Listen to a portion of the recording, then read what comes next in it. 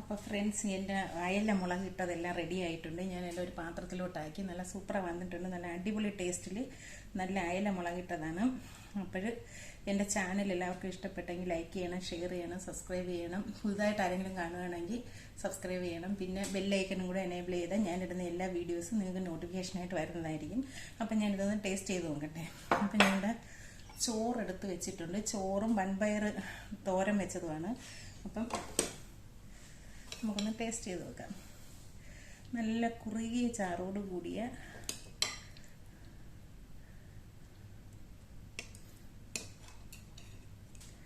നല്ല അടിപൊളി ടേസ്റ്റ് ആയിട്ടുള്ള ഓക്കെ സൂപ്പർ മണം ഒക്കെ ഉണ്ട്. നല്ല അടിപൊളിയാണ്.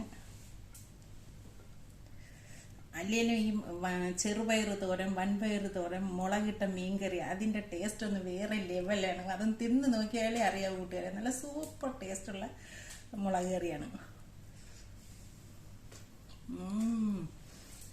Yummy yummy, super super taste.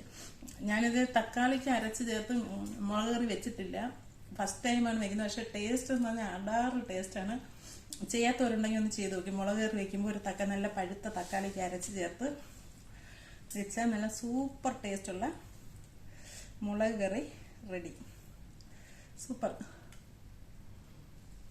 ഒരു ഭാഗം തിന്നാൽ അടുത്ത ഭാഗം പെട്ടെന്ന് തിന്നാൻ തോന്നുന്നു. അത്രയും ടേസ്റ്റുള്ള മുളക് കറി. അപ്പം അടുത്ത വീഡിയോ കാണുമ്പോഴേ ബായ്.